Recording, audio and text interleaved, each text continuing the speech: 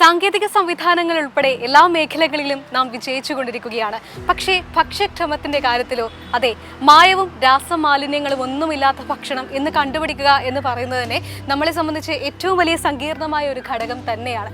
പക്ഷേ അത്തരത്തിൽ ചില കാഴ്ചകളൊക്കെ നമുക്കിടയിലുണ്ട്, നമ്മൾ കാണുന്നില്ല എന്ന് മാത്രമാണ്.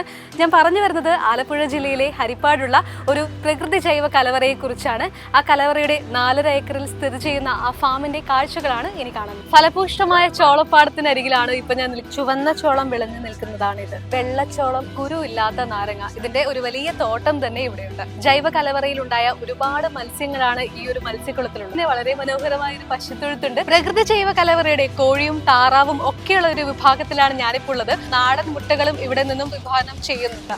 10-13 വർഷം മുന്നേ ജൈവ കൃഷി, നാടൻ വിത്തുകൾ എന്നൊക്കെ പറഞ്ഞ് നമ്മൾ കൃഷി തുടങ്ങിയപ്പോൾ ശരിക്കും പറഞ്ഞാൽ വട്ടാണെന്ന ആൾക്കാർ പറഞ്ഞുകൊണ്ടിരുന്നു. ഇപ്പം നമ്മുടെ സമൂഹം നമ്മൾ അംഗീകരിക്കുമ്പോൾ നമുക്ക് ഭയങ്കര സന്തോഷം. ചെയ്തത് ശരിയാണ് എന്ന് ഈ കാലം തെളിയിക്കുന്നുണ്ട്. ഇത് ഏത്തക്ക പൊടിയാണ്, കുട്ടികൾക്ക് കുറുക്കൊക്കെ ഉണ്ടാക്കാവുന്നത്.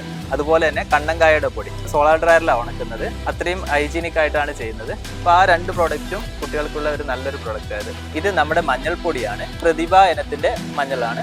ആന്റി ഡയബറ്റിക് ഫുഡ് സീരീസിലെ എല്ലാ മില്ലറ്റ്സിന്റെയും പൗഡേഴ്സ്. ഇത് കറുത്ത തവിടുള്ള അരിയാണ്, കറുത്ത ഞവര അരി, രക്തശാലി അരി, വലിയ ചെന്നല് എന്ന് പറഞ്ഞ അരിയാണിത്. ഇത് ബട്ടർനട്ടാണ്. മത്തനേക്കാളും കുറച്ചുകൂടി ടേസ്റ്റ് ഇതിന് കിട്ടുന്നുണ്ട്. വ്യാവസായിക ലക്ഷ്യത്തിനപ്പുറത്തേക്ക് സംസ്ഥാന സർക്കാരിന്റെ യുവ കർഷകർക്കുള്ള 2 അവാർഡും അക്ഷയശ്രീ അവാർഡും ഇതിനോടകം തന്നെ കരസ്ഥമാക്കി കഴിഞ്ഞു. മാത്രവുമല്ല, എണ്ണിയാലൊടുങ്ങാത്ത മറ്റു അവാർഡുകളും ഇവിടെയുണ്ട്. വിഷരഹിതമായ ഒരു ഭക്ഷ്യ സംസ്കാരമാണ് നിങ്ങൾ സ്വപ്നം കാണുന്നതെങ്കിൽ തീർച്ചയായും താഴെ കാണുന്ന നമ്പറിൽ കോൺടാക്ട് ചെയ്യുക. അപ്പോൾ ലൊക്കേഷൻ വരുന്നത് ആലപ്പുഴ ജില്ലയിൽ ഹരിപ്പാട് ഡാനാപ്പടി പ്രകൃതി ജൈവ കലവറയാണ്. സോ തീർച്ചയായും ജീവിതത്തിൽ ഒരിക്കലെങ്കിലും കണ്ടിരിക്കേണ്ട ഒരു ഇടം തന്നെയാണിത്.